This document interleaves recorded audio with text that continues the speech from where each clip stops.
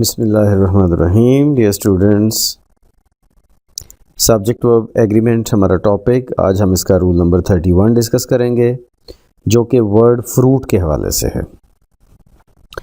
Fruit अगर uncountable sense में आए तो फिर ये सिर्फ सिंगुलर ही होता है, लेकिन फ्रूट अगर काउंटेबल सेंस में आए तो ये फ्रूट भी हो सकता है और फ्रूट्स भी हो सकता है।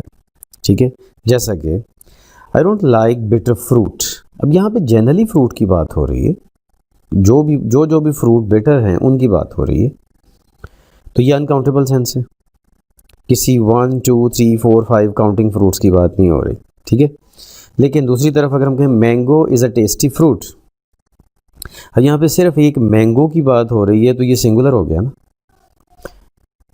मतलब देखने में तो ये फर्स्ट वाले सेंटेंस में भी फ्रूट ही लिखा है, सेकंड वाले सेंटेंस में भी फ्रूट ही लिखा है, लेकिन ज़रा आप मीनिंग वाइज देखें तो फर्स्ट वाले सेंटेंस में फ्रूट का मतलब एक जनरलाइज्ड मीनिंग है जो कि अनकाउंटेबल सेंस में है, किसी एक फ्रूट की बात नहीं हो रही।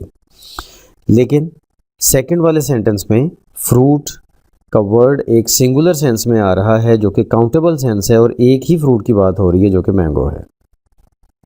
अच्छा, लेकिन जब एक से ज़्यादा फ्रूट्स की बात होगी तो फिर ये प्लूरल हो जाएगा, क्योंकि अब ये काउंटेबल है, जैसा कि सेकंड में काउंटेबल था।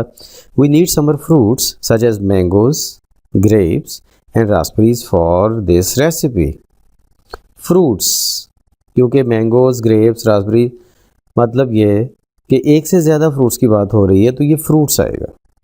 राइट, तो कॉन्सेप्ट क्या बना कि फ्रूट अनकाउंटेबल हो तो हमेशा सिंगुलर, और अगर काउंटेबल सेंस में आए तो ये सिंगुलर या प्लूरल दोनों सूरतों में यूज़ हो सकता है। That's it for today. अल्लाह हाफिज़।